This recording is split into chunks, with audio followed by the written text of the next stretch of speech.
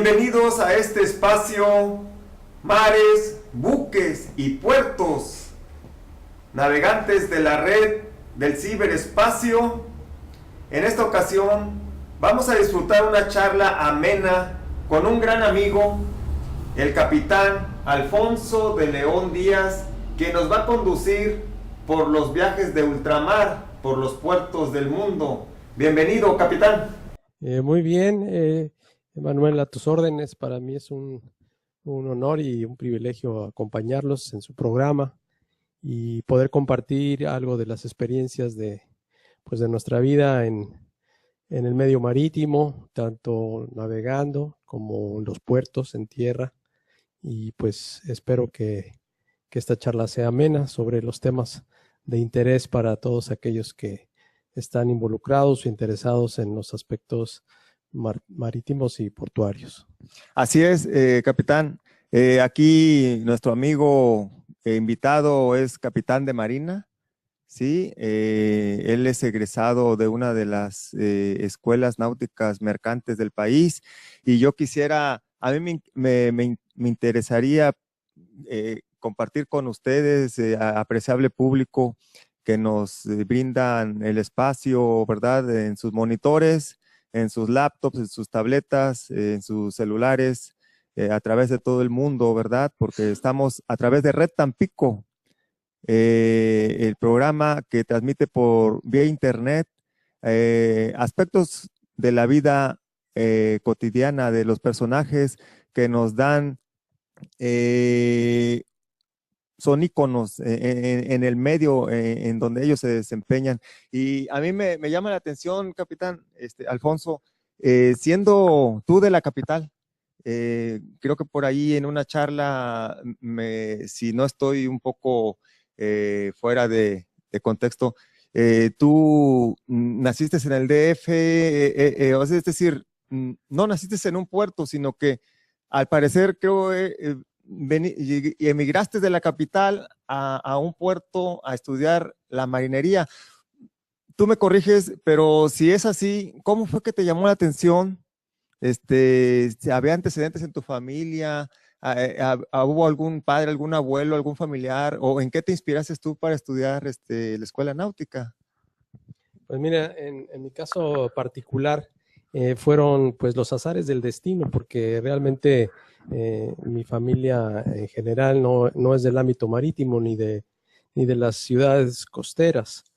Simplemente que pues así sucedió que yo vine a hacer mis primicias marineras a bordo de los barcos pesqueros.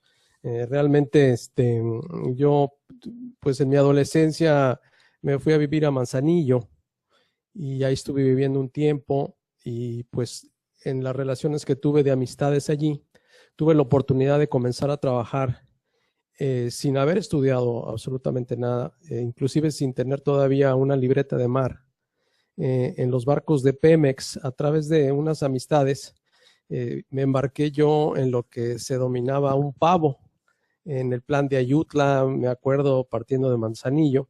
Ahí la idea era, eso no es normal, era una cuestión extraordinaria allí, casi de un favor que me hicieron por andar de aventurero, de permitirme estar a bordo del buque, trabajar en las faenas de cubierta principalmente, y nada más por el puro viaje, ¿no? Y que te dieran de comer. Pero así fue como inició mi vida en el mar. Digo, yo tenía 17 años apenas. Y bueno, pues aprendí las faenas marineras, que son rasquetear las placas de acero para luego pintar y ayudar ahí a los marineros, al contramaestre, estar metido ahí en los pañoles de pintura, organizando, y bueno, pues todo el trabajo sucio que no querían hacer ahí los marineros, pues tenían quien se los hiciera.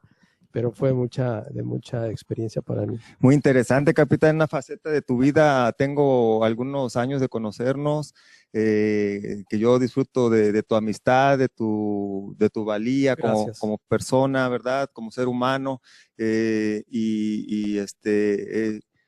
llama la atención esa faceta de tu vida y muchas veces uno se pregunta, bueno, ¿cómo es que nos encontramos en el devenir en el devenir de nuestras actividades humanas vamos encontrando personas que en algún momento de nuestras vidas pues llenan un espacio, o hay una reciprocidad, una retroalimentación. Y yo no sabía, claro, por qué, y claro, tenemos poco de conocernos, pero yo sé que pues todos guardamos cosas personales de nuestra trayectoria de vida y sin embargo las demás personas perciben o percibimos mutuamente algo que uno dice, esta persona es valiosa, esta persona vaya, me retroalimenta, y qué interesante porque quiere decir que ya traías tú ese ánimo, ese ímpetu, esa intención, esa motivación de hacerte a la mar, como tú dices, aún no teniendo un entorno familiar marino, pero sin embargo tú te fuiste a un puerto, te hiciste a la mar como marmitón, que es lo que tú me decías, pavo, viene siendo la categoría de marmitón a bordo. Bueno, no necesariamente. El marmitón generalmente se le conoce a un asistente de cocina, ¿no? Sí. Pero yo realmente nada tuve que ver con las labores adentro. Siempre estuve yo en el área de cubierta. En cubierta. Entonces andabas de marinero propiamente dicho. Sí, bueno, efectivamente era un marinero sin salario, pero hacía las labores de marinero, ¿no? Así es, sí, para ilustrar aquí a los compañeros, a los amigos del mundo que están en sus monitores, en un buque, como tú me comentas, era petrolero, ¿verdad?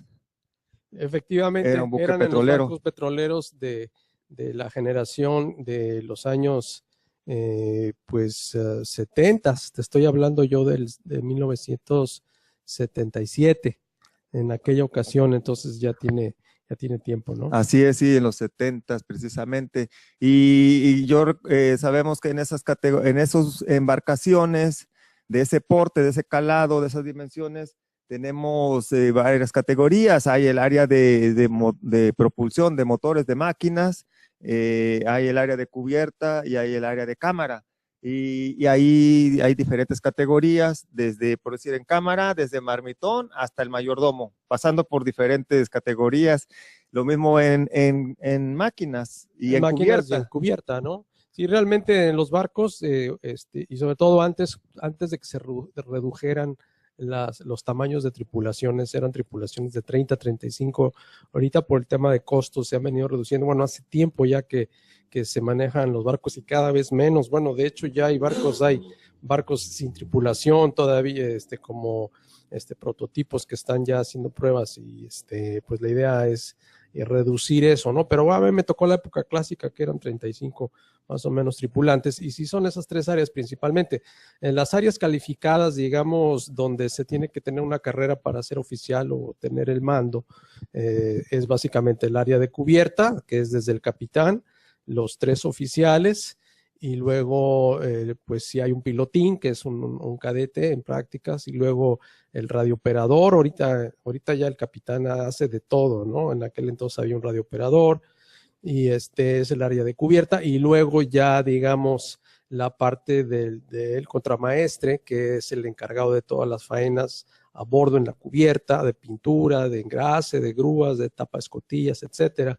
Luego los timoneles, que cuando van navegando, bueno, ellos hacen guardia, de noche ellos hacen guardia con los oficiales en el puente de mando, y de día pues hacen labores de marinería, a la voz bajo el mando del contramaestre. Y los marineros, que son los que pues están ahí, el trabajo del día a día de cubierta, que pues tú sabes que no se acaba el trabajo en un barco. Y luego el área de máquinas, que es el jefe de máquinas, con sus oficiales maquinistas que hacen la guardia, y luego ya los mecánicos, los engrasadores, etcétera. Wiper, que llamaban el wiper. Sí, bueno, ya el ayudante. Los ayudantes, y luego el área de cámara, que ahí sí son realmente, no es un área de oficiales, es el área de trabajo, de atención a todo lo que es la limpieza. Del chef de cocina, ¿no? Sí, el cocinero, mayordomo. con sus ayudantes, y los camareros que hacen la limpieza los camarotes. Así es, exactamente. Y pues mira, qué bonito llevar este tema, esta conversación. Vamos a una pausa y regresamos. En Comapa tienes un regalo. Aprovecha tu aguinaldo para realizar tu pago anual anticipado y obtén un 10% de descuento sobre tu consumo promedio. Y no olvides que pagando de una vez evitas filas, cortes, olvidos y recargos. Un año sin pendientes, eso sí que es un regalo en Comapa, zona conurbada. Estamos de regreso y continuamos con la charla con el capitán Alfonso de León. Una entidad federativa y en un municipio, en una región costera. Tenemos aquí, afortunadamente, somos agraciados de estar en una costa, en un estado, Tamaulipas, con kilómetros de costa, de mar y sus ríos, como el río Pánuco, que tiene en sus márgenes a nuestro puerto, Tampico.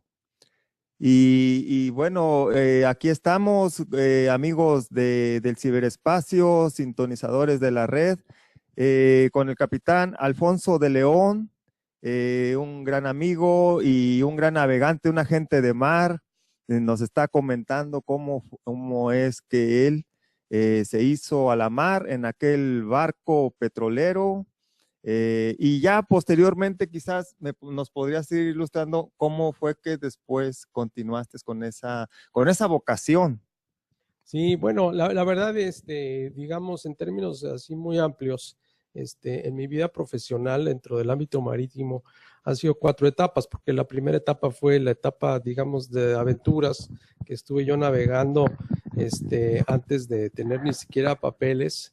Y luego ya una etapa como trabajador de mar, que en Salina Cruz obtuve mi libreta de mar y empecé trabajando en un astillero. Luego me embarqué en los barcos pesqueros, precisamente en barcos de lo que se llaman de la pesca de palangre, que hoy por hoy está prohibida porque es un tipo de pesca muy devastadora, que arrasas con las especies. Nosotros pescábamos tiburón, pez vela, marlin, y pues hoy por hoy ya no se utiliza, está muy normado, regularizado todo ese tema. ¿Por qué? Porque se acaban con las especies marinas, ¿no? Entonces realmente esa fue una cuestión. Esa fue otra etapa, la etapa ya como marinero en el área de la pesca, y luego a raíz de un naufragio que tuvimos, pues yo no había terminado mi preparatoria, terminé mi preparatoria, y cuando terminé mis estudios preparatorios ya ingresé a la Escuela Náutica Mercante. Digamos, esta fue la tercera etapa aquí en la Escuela Náutica, y luego toda mi etapa de trabajo como oficial en barcos de línea, portacontenedores en la ruta Europa. Y después ya la última etapa, que es la actual, ya digamos trabajando en puerto, en operaciones portuarias, en terminales marítimas de contenedores de carga general, de graneles, hasta la fecha donde ahorita estamos trabajando con el grupo TMM de Transportación Marítima Mexicana como unos de los maniobristas aquí en el puerto de Tampico. Oh, qué bien, mira, qué interesante. Precisamente me hablas de tu trayectoria como pescador de mar, gente de pesca de mar, saliste a pescar pez vela, marlin, bueno, en línea, linieros, palangreros. El palangrero, sí. Sí, sí es una pesca bastante agresiva, ¿verdad? De donde cae de todo, o sea, de todo el que se prenda del anzuelo, ahí queda. Pues imagínate que tirábamos una línea con 300 boyas, y cada boya 5 anzuelos, 1,500 anzuelos por lance cada día durante semanas y meses. Y cientos de barcos haciendo lo mismo. Imagínate cómo no vas a acabar con las especies marinas. De hecho, los trabajadores de la pesca japoneses, coreanos, eran contratados por compañías mexicanas. De hecho, el barco que andábamos, el tiburón número 1, era barco de bandera mexicana, con su base en Ensenada. Y todo lo que eran los oficiales eran coreanos. El técnico de pesca era japonés, y el contramaestre y 2 marineros eran coreanos, y todos los marineros, y un patrón de costa, que era nada más un representante de los mexicanos, éramos 15 mexicanos y eran como 17 orientales, o 32 tripulantes, pescando todos los días, y íbamos y vendíamos todo ese pescado, se vendía para Japón y se descargaba a un buque nodriza en un puerto de Nicaragua. Entonces, realmente, pues esa también fue una experiencia muy, muy impactante en mi vida, muy impresionante, que me dejó una gran enseñanza porque fue muy preparatoria cuando yo ingresé ya como oficial, con mis compañeros que la mayoría no tenían ninguna experiencia navegando. Entonces eso fue de gran ayuda porque pues realmente fue un fundamento muy útil, ¿no?, en mi carrera. Así es, capitán. Me impacta mucho y me agrada mucho esa trayectoria que tienes. Eres un ícono de tu profesión, que por vocación abrazaste esta actividad y no solo te quedaste a medio camino, como a muchos nos quedamos a medio camino, pero tú continuaste, saliste de esa etapa de pescador de mar, de un rudo pescador aventurero, ¿verdad?, de los 7 mares, y tuviste contacto con otras tripulaciones de otras latitudes del globo terráqueo, orientales, y qué bonito. Y ya después, pues, te fuiste a seguir con estudios profesionales en el medio marino, ya lo que es la Escuela Náutica Mercante, y creo que, bueno, es un salto, ¿verdad? Yo recuerdo cuando andaba precisamente en los buques petroleros y de Pemex, y yo siempre mi aspiración, lo que me mantenía a bordo así entusiasmado es que yo iba a estar allá en el puente de mando también algún día. Y sí, bueno, estaba pues, como timonel, pero no. Pero cuéntanos, a ver, qué interesante. Todos esos años, ¿cuántos años fueron en la pesca de mar? Y luego, ya después, ¿cómo se da esa transición? Sí, pues mira, mi temporada de pescado realmente no fue muy grande, pero fue muy, muy intensa, porque cuando yo llegué, pues mencionabas al principio de nuestra plática que pues yo siendo de la capital, cuando yo llegué a los barcos, como ya tenía mi libreta de mar, tenía un poquito de experiencia de haber estado trabajando en un barco en dique. La verdad que todos los compañeros marinos del barco pesquero eran gente ya muy experimentada. Y cuando ellos venían de pescar atún y pescar albacora y otras especies, que bueno, la pesca, digo, lo hemos visto en programas de televisión, ¿no? Realmente es un trabajo rudo, con un alto nivel de riesgo de accidentes, que se manejan herramientas muy peligrosas.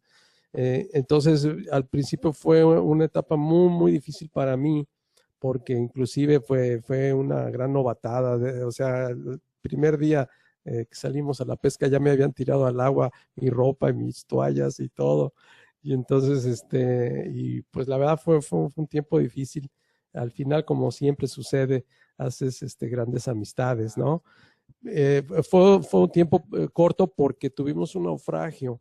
Naufragamos a raíz de un incendio en el cuarto de máquinas, ahí en las costas por ahí de Honduras, como a 200 millas de la costa.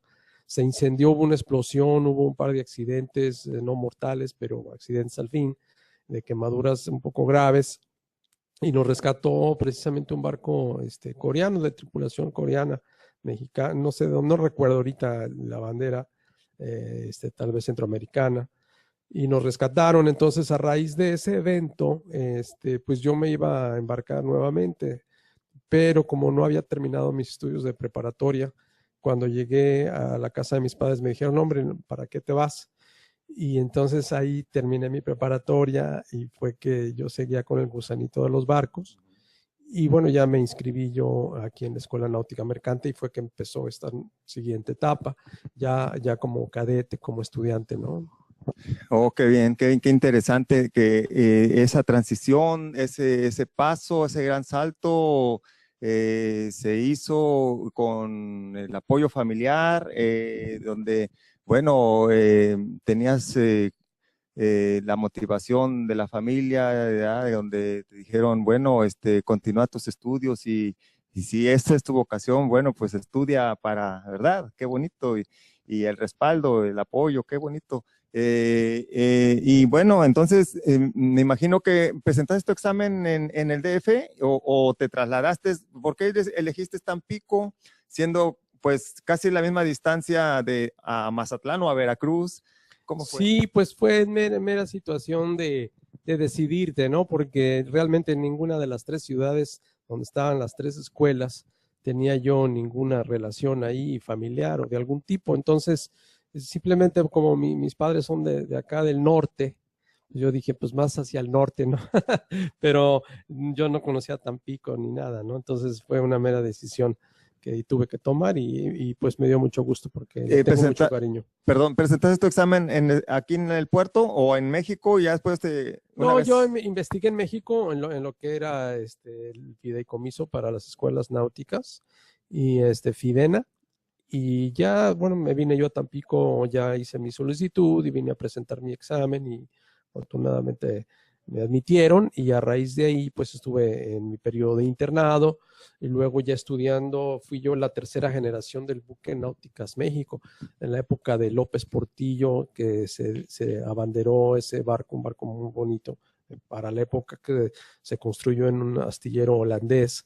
Era un barco que tenía dos puentes de mando, el puente real y el puente simulado donde hacíamos nuestras prácticas de navegación. Y fue una etapa muy bonita, un barco muy bonito que siguió navegando con el tiempo. Lamentablemente nunca se consiguieron las cargas que se necesitaban para mantenerlo activo y rentable. Y bueno, se acabó dejando. El buque escuela, sí, el buque Escuela Náuticas México, precisamente por allá por el 82 fue cuando se adquirió, ¿verdad? Sí, a principios de los 80s fue que se adquirió ese barco. A mí yo fui la tercera generación y la verdad era un barco muy bonito, muy equipado. Sí, tenía un diseño muy hermoso. No sé qué se hizo ese barco, qué pasó. Entiendo que bueno, se fue vendiendo, pasó a diferentes manos, ya el fideicomiso lo vendió y todavía no lo han deshuesado. Entiendo que por ahí está atracado en algún puerto, no sé dónde, pero a ver si luego investigamos. No tengo la información ahorita. Exacto, fíjate que es un barco muy bello. Te comento también para retroalimentar el tema. Vamos a una pausa y regresamos. En Comapa tienes un regalo.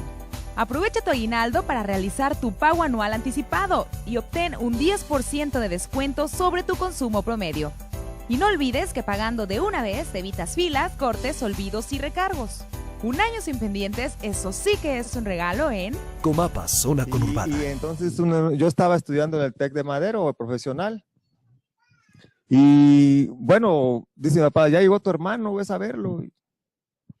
En eso se mueve el buque, estaba en el muelle fiscal y va a cargar combustible al muelle de Pemex.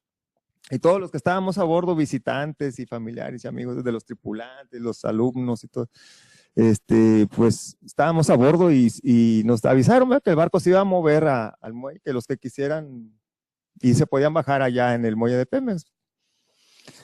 Y nos quedamos a bordo y esa maniobra que se hizo estando y navegar en ese buque tan bello, despertó en mí nuevamente en este caso yo sí llevo de sangre la inquietud, la vocación y de verdad la genética marinera. Sí. Y dije, bueno, ¿y yo qué hago en el TEC de Madero? Pues yo debería estar en la náutica. Y ahí fue como que desperté, como que fue un shock. Desperté del limbo, porque pues yo me había alejado del rumbo marinero. O sea, ¿por qué estaba yo en el TEC de Madero si en mi sangre hervía la sal del mar? O sea, no, yo ahí recapacité y dije, no, me voy a la náutica. Nada más y posteriormente, ya en el 82, En ese buque me tocó ir, pero como tripulante. Mira, ok. Fuimos a Rotterdam. Es exactamente como tú comentaste, al año de garantía del buque, al astillero donde fue construido. Mira, qué bien, qué bien. Ahí estuvieron, era una revisión de garantía del buque, del astillero de construcción y yo prácticamente le rogué al de recursos humanos, al contratista, mándame ahí, hombre, quiero ir en ese barco, quiero navegar.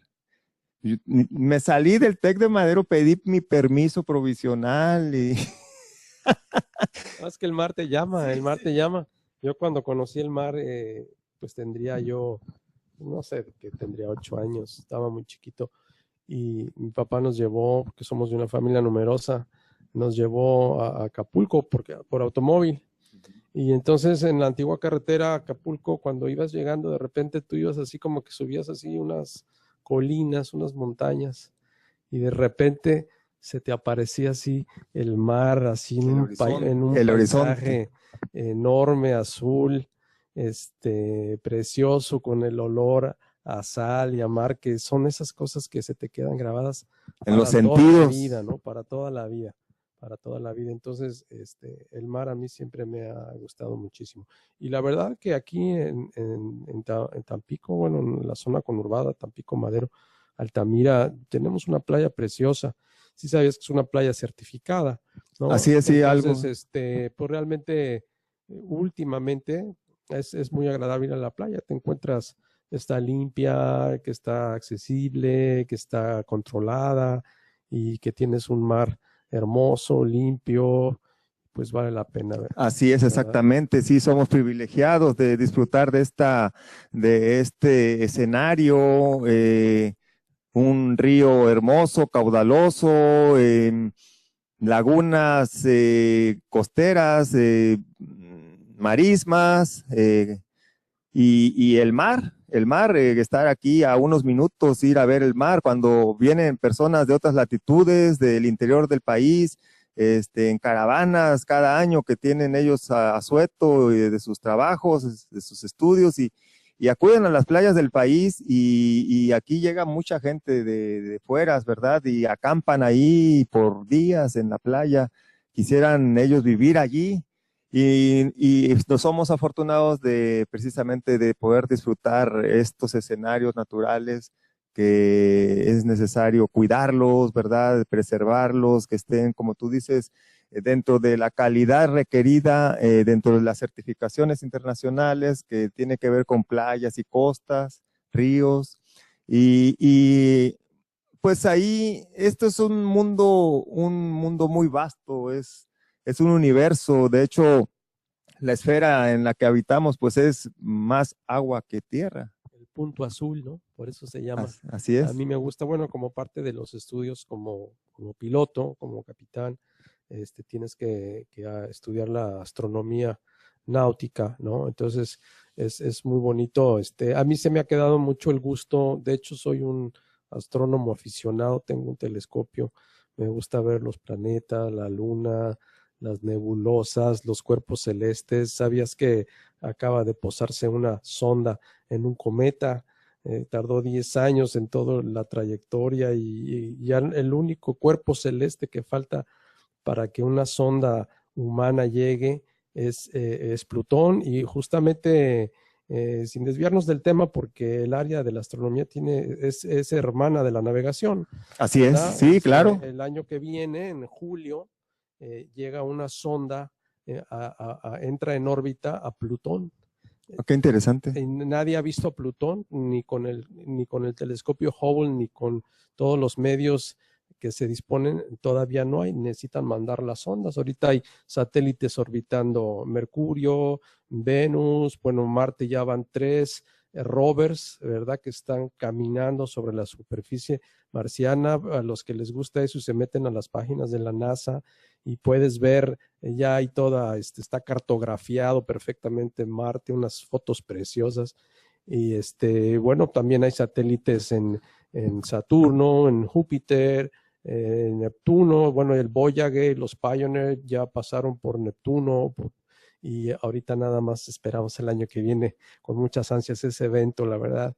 Va a ser algo grandioso ver fotos de Plutón. Fíjate que sí, muy interesante. No es el tema, obviamente, dentro del mismo, porque la navegación marítima siempre está, una herramienta poderosa y básica siempre es la astronomía. Es correcto. Tú te puedes quedar sin luz en un barco, y si ya no tienes ningún instrumento que requiere electricidad, siempre vas a poder contar con unas observaciones de estrellas, que lo que haces con un sextante marino es mides el arco de círculo que hay desde una estrella hasta el horizonte.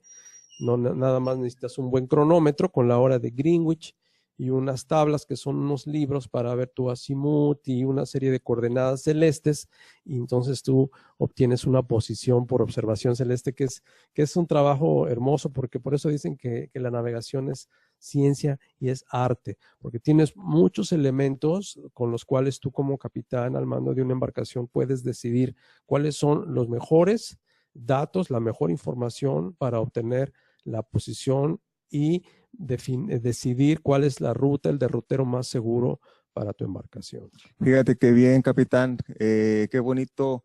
Y pues yo me remonto a aquellos osados navegantes que con instrumentos rudimentarios de aquellos siglos, ¿verdad? Porque pues se hacían a la mar basados simplemente en las estrellas, precisamente. Decían que cuando Cristóbal Colón empezó a navegar, se quedaron admirados otros marineros españoles al ver que Colón usaba la astronomía de una manera que ellos no la usaban, y él decía, bueno, que él estaba usando la astronomía al estilo de los fenicios, de los árabes.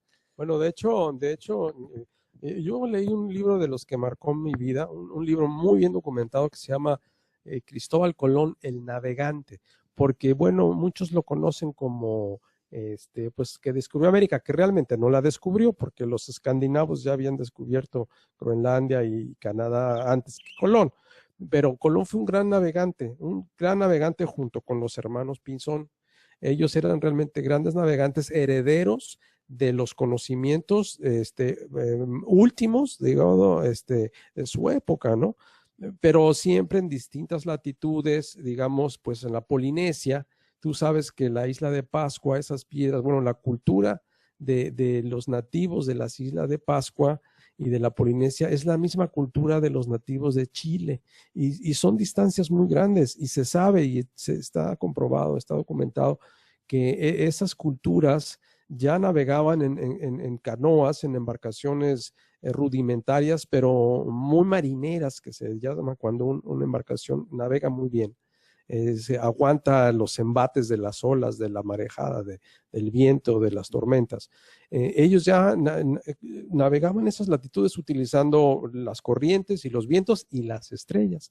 Ellos tenían sus cartas, sus mapas celestes, que los hacían utilizando varitas y una cuestión muy, muy rústica, pero ellos ya sabían navegar astronómicamente.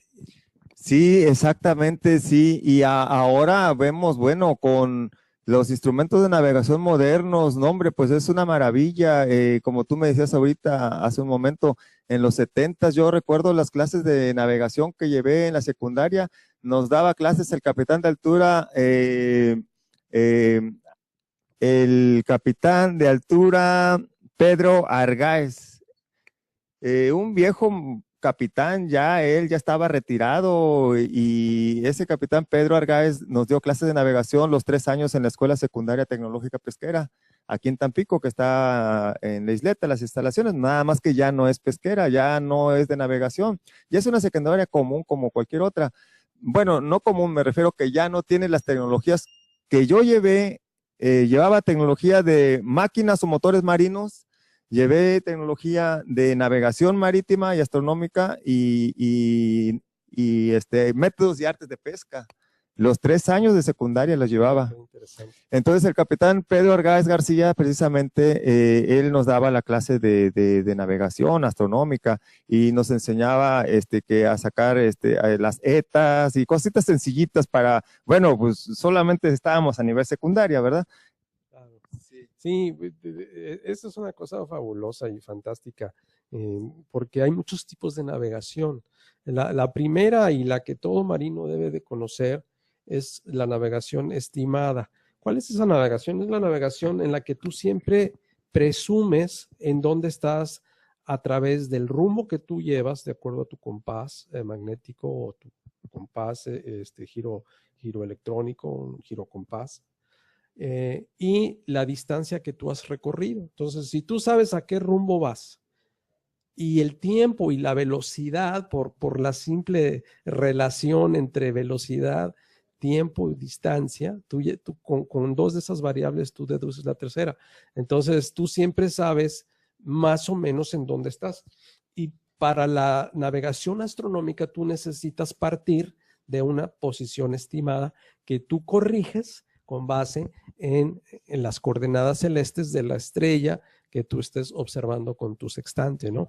Y déjame decir, apuntar un detallito más. Cuando yo navegué en los 80s, nosotros empezaba a la navegación de satélite. Ya existía el sistema LORAN o el sistema DECA, que eran unas cartas especiales con unas frecuencias donde tú podías sacar tu posición, pero había pocos satélites orbitando la Tierra, de tal manera que tú no siempre tenías una satélite en una posición por encima del horizonte, lo suficientemente buena para que te diera una posición precisa, exacta. Entonces, el sistema de satélite lo que hacía era que iba estimando la posición. Entonces, siempre te daba una posición estimada por tu velocidad y por el rumbo que llevabas, tomaba en cuenta un poquito las corrientes, quizá el viento, pero cada 3, 4 horas te sonaba una alarma en el satélite y te daba una posición que se llamaba un fix, una posición fija.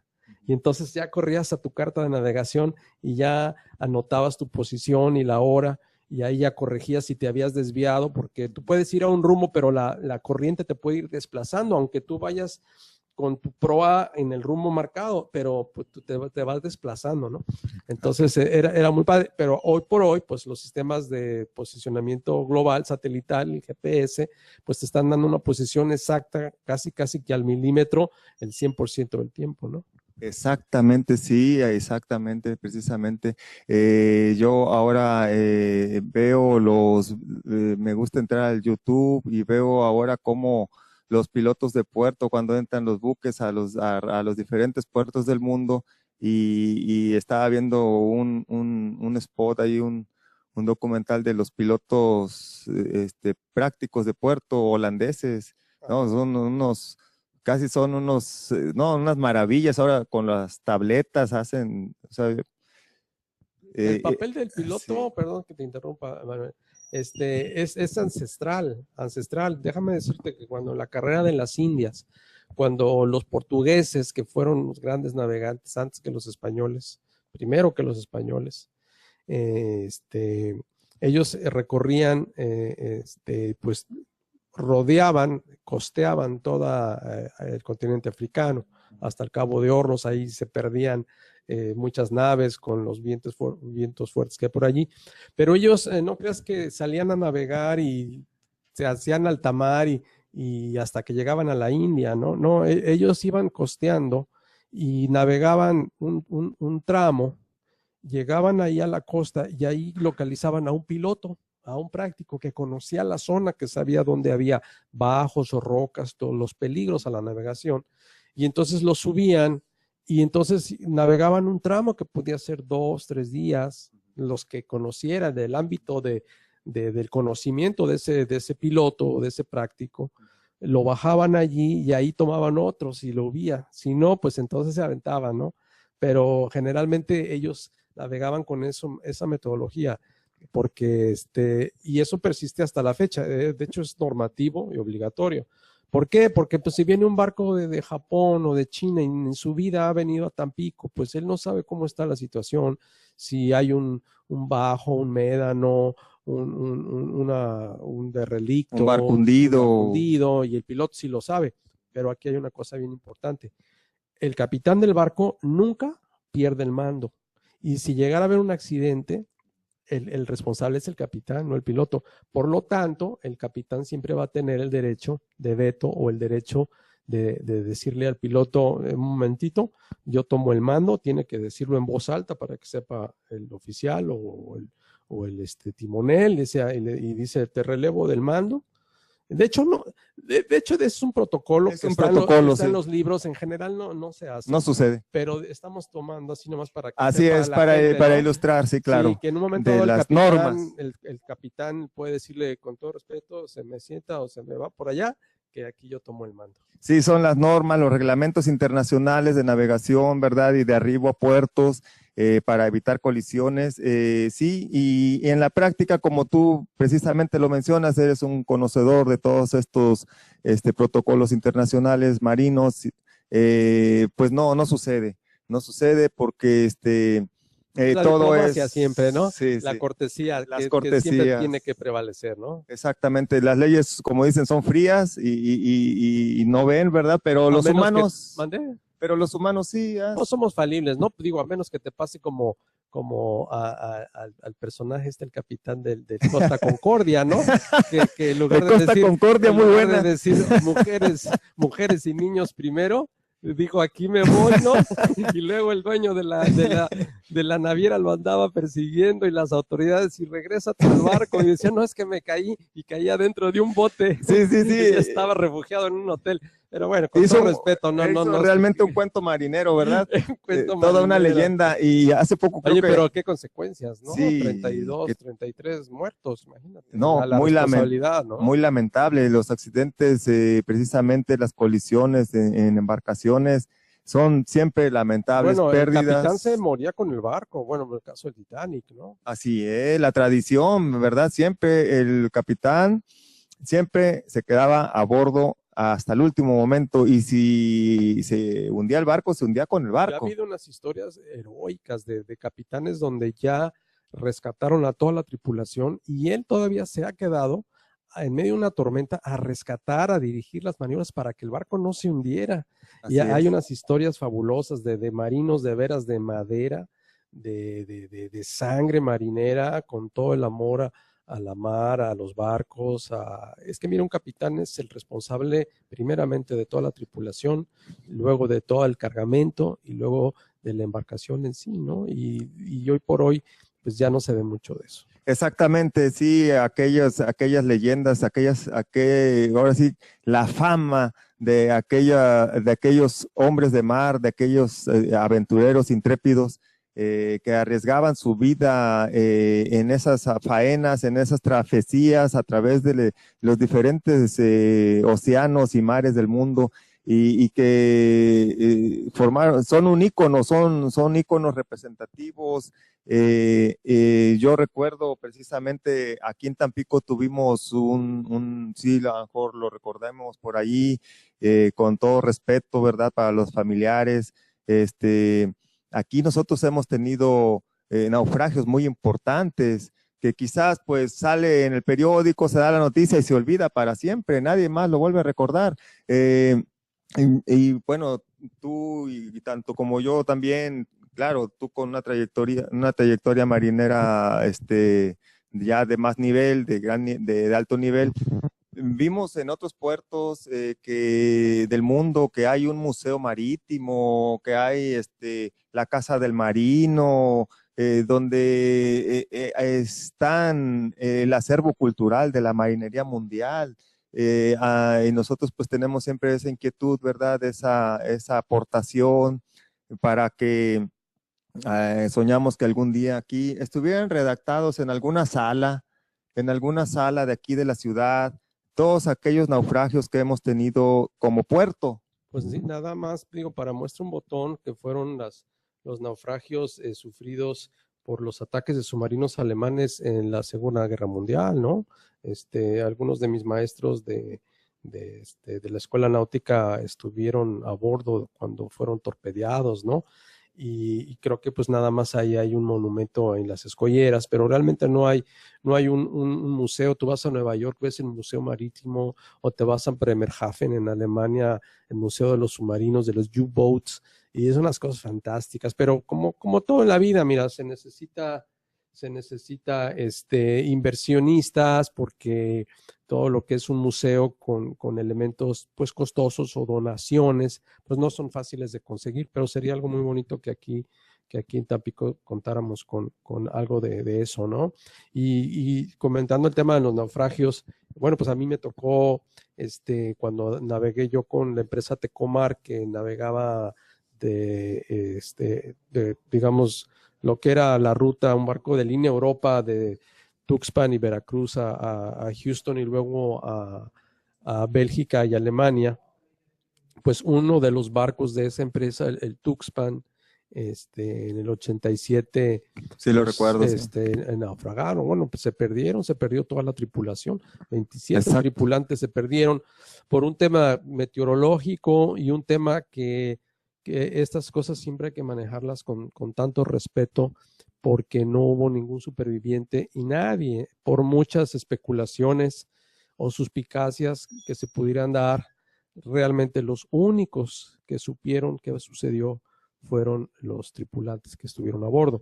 Lo que sí se sabe, porque sí fue una investigación a fondo, donde pues fue la misma armadora, los mismos padres, los familiares, el Coast Guard en Estados Unidos que fueron a buscarlos, de Bermudas, inclusive de las Islas Azores, vieron la trayectoria.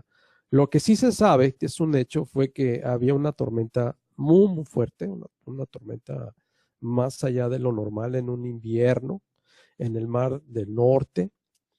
Y la última posición que dio el barco, porque todos los barcos mandan una posición a mediodía con todos los datos de rumbo, tiempo para llegar, estado del mar y todo. Y la última posición que entregó el Tuxpan a las oficinas fue entrando de lleno al círculo de la tormenta. Y uno se preguntaría, ¿cómo es posible que teniendo tantas ayudas informativas acerca del estado del tiempo, de las tormentas, de los frentes, en fin, no se haya tomado una decisión de una alteración de rumbo antes, ¿no? Como para decir, oye, pues me estoy metiendo de lleno a la tormenta. Pero por eso te digo que hay que ser muy respetuoso del tema, porque uno no sabe, hasta que no lo vive, las presiones que también se tienen por los itinerarios. Cuando al capitán le están diciendo, vienes retrasado 1, 2 días, necesito que el barco esté tal fecha.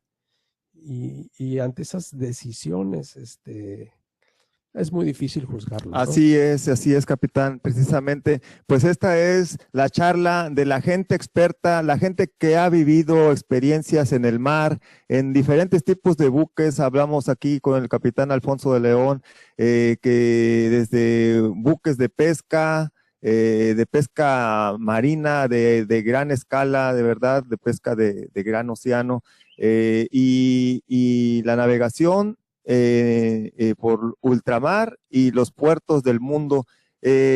No es la última vez, me refiero que es la primera vez que nos honra con su presencia el capitán, pero lo invitamos a que continúe deleitándonos con todo este acervo marinero de la gente de mar. No nos despedimos, simplemente hacemos un final de este programa, de esta sesión, de este módulo, y en Red Tampico continuamos en siguientes programas, en siguientes módulos, con todos los personajes de la vida marina del programa Mares, Buques y Puertos. Capitán, te agradezco mucho. Un placer, un privilegio. Muchas gracias, Manuel, por tu invitación. Estoy a tus órdenes. Y a tu Igualmente. público, pues también un privilegio estar con ustedes a través de la tecnología. Amigos, hemos concluido esta charla. Ahora acompáñenos a un breve clip de la compañía naviera Maersk Line, líder mundial en transportación marítima de ultramar. Disfrútenlo. Pick a point on the globe. Any point. And Maersk won't be far away.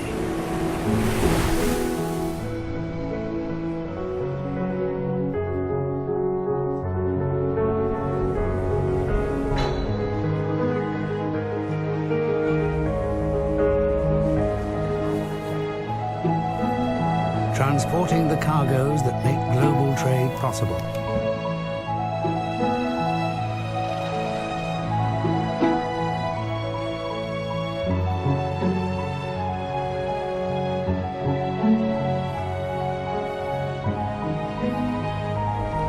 Securing the supply of energy to keep our world moving forward.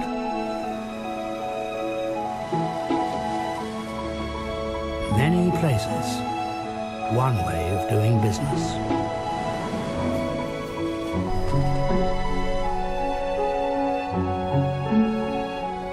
Caring for the detail, yet never losing sight of the big picture.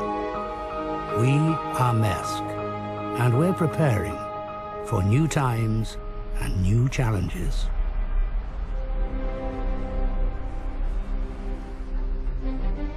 Global trade is increasing exponentially. Every day, mountains have to be moved from one side of the world to the other, to the most remote corners, to the busiest centers. The mountains are growing. The complexity of things can be hard to comprehend. How do you face these challenges when you're Maersk Line, the world's largest carrier of shipping containers? Every year in Maersk Line, we move mountains.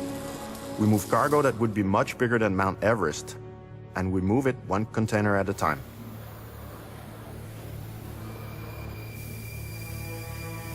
Making that complexity work in a way that is simple and reliable for the customer is really what our business is all about.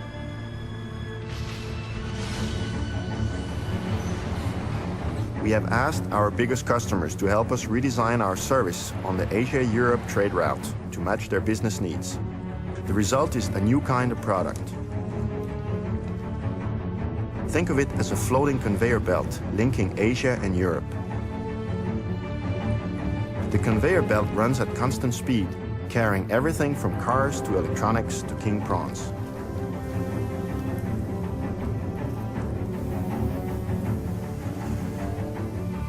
Customers can deliver their cargo onto this belt on a daily basis. We can promise delivery with absolute reliability, on time, every time.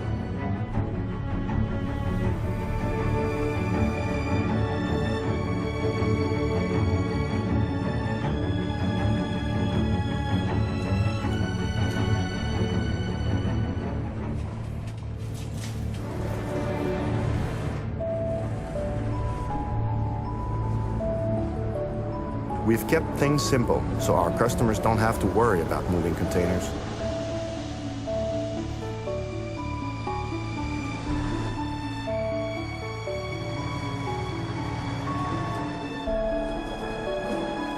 How we get the goods where they need to be, that's our business.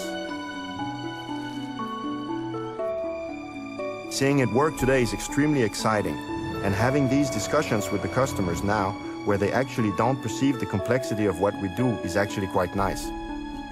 They're taking for granted now that we're able to deliver what we promise. It's difficult for us, it's easy for them, and that's what it should be about.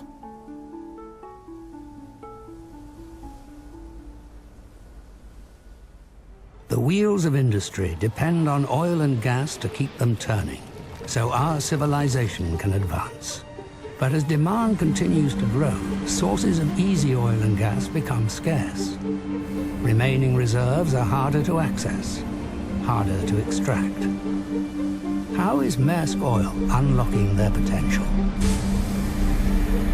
My name is Marianne Richterhausen. I'm working as a well-site geologist in Maersk Oil in Qatar. What really excites me about the job is that it's like a treasure hunt. We are searching for the black gold, and we know it's hidden in the underground. We just don't know where it is. And by collecting and analyzing all sorts of data, we get indications of where the hydrocarbons are hidden.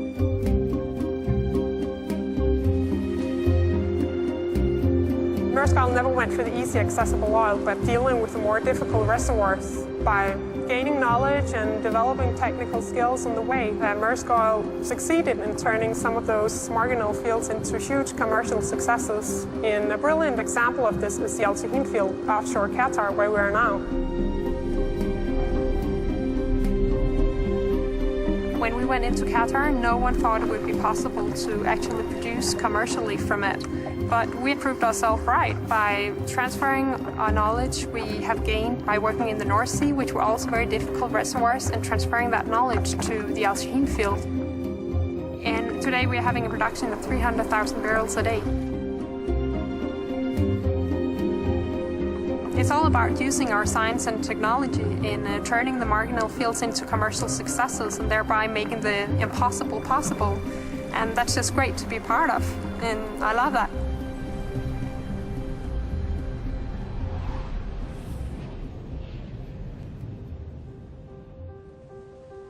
On this planet of ours, 8 out of 10 people live in growth markets. Their future depends on building strong and stable economies. But how do you create an economy today that's prepared for tomorrow? It starts with establishing trade connections to the world. Harbors and hubs through which trade can smoothly pass, with infrastructure and logistics to support them. And people, local people, with the right motivation, the right skills to make these gateways work, like clockwork. APM Terminals operates more than 60 ports and terminals worldwide.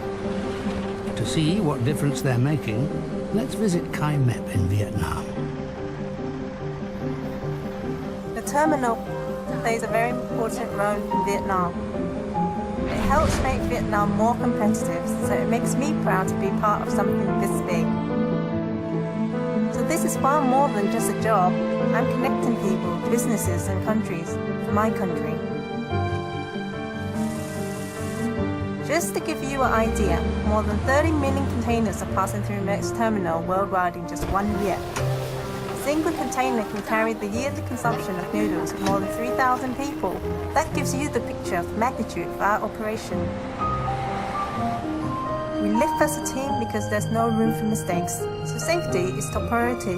That's why we have special focus on safety and human resources. We all need to share the same values, to understand each other so we can work as one.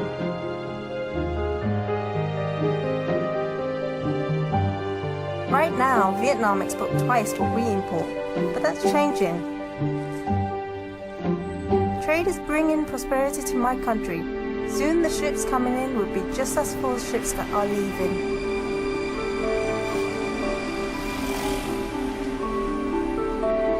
I believe what we're doing here will be a great help for our country, and our children will benefit from the prosperity that trade brings to us through the development of terminals like this one.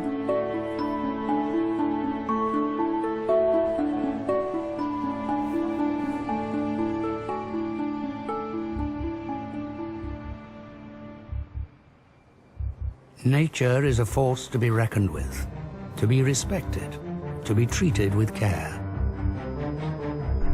She gathers her resources in the most remote environments. Nature challenges us to drill deeper, go further, to find ways to do business safely and responsibly, under the most extreme conditions imaginable. How do you face these challenges when you work for Maersk Drilling on an ultra-deep water rig?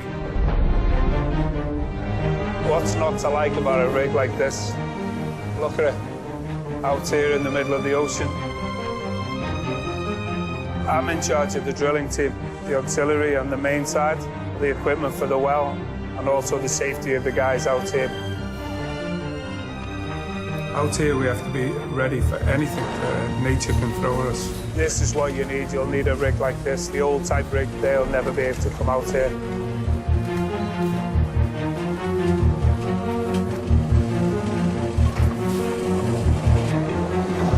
A huge rig like this can stay right in the very same spot all the time due to its dynamic position.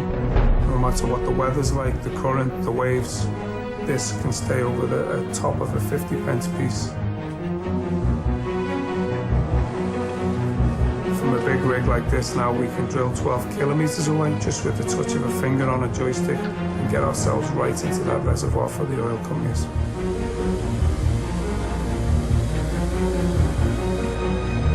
We're the stars of the future, and that's why our equipment and our people continue moving the boundaries in the drilling industry. This is a magnificent piece of machinery, and who wouldn't want to work on such a beauty like this? Wherever you find us, we're preparing for the future.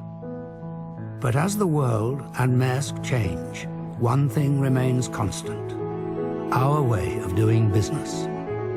And the basic principle is that people can trust us, that authorities can trust us, that employees can trust us, and that business connections can trust us. The world should be a bond.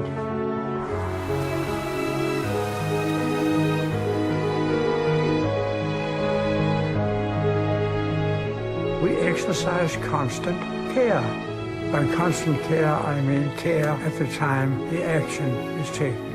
It's much easier if you do it right the first time, instead of having to correct or add later on.